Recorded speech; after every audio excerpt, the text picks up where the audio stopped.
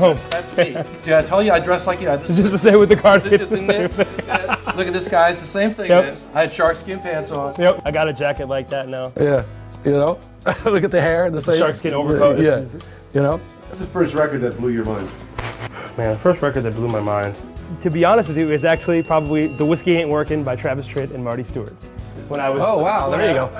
You wouldn't believe That's it. not what I expected you to say. When I was probably 10 years old, because my dad loves all this kind of music, but he really, growing up in the house, he played a lot of country music, and that was really my first love with country music. I read in your bio that was your dad a journalist or? Yeah, at the time, I mean, before I was born, he wrote for like the Boston Phoenix and Cream magazine and stuff like that. So Oh, he did, really? For Cream magazine? Yeah. No kidding. Wow. Did he give me a bad review? So that was like kind of, and so my dad had a ton of records always around the house, but he didn't really start playing me soul music and blues until I got a little bit older. So, but I think in terms of like my actual musical upbringing, the first record, or the first, like I was saying to you, the first thing that blew my mind was the Ray Charles Atlantic box. That's the same, probably one of my earliest ones is Ray Charles. Yeah. It's something about his appeal to a really young boy or something, it's that, again, it's that gospel thing, and I mean, I saw that you played in church and stuff, so did I. I think in some ways we have sort of similar backgrounds that way.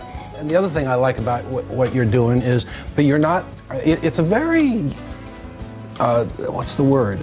Everybody thinks the 60s R&B was Motown music. I said, that's just one little part of it, and that wasn't even R&B, that was pop music. It's one little city. Exactly. Everything was regional. Everything was a label in a city. Yeah. And even if you had somebody in Columbus, Ohio, who was listening to Motown records, when they did it, it came out sounding like twisted, Columbus, Ohio. Yeah, but there was this whole thing going on that we were talking about it in the room. It came from Chicago, it came up from the South. Yep. It went through Baltimore and Philadelphia and all that kind of thing. And it was a very, very unique and a thing unto itself that took from Motown, as you said, but was something more raw and more.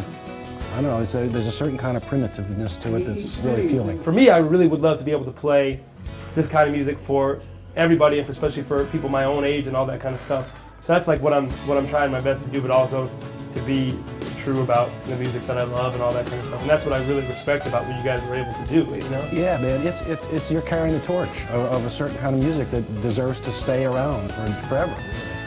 You're doing a really pure form of it, without pandering to it. You know what I mean? That's an important distinction. Is you're doing it in your own way, taking all those elements and making it fresh. Which is I think it's very cool. Well, I appreciate that, man. I seriously do. That means a lot to me. So we got another 25, 30 songs? Yeah, exactly.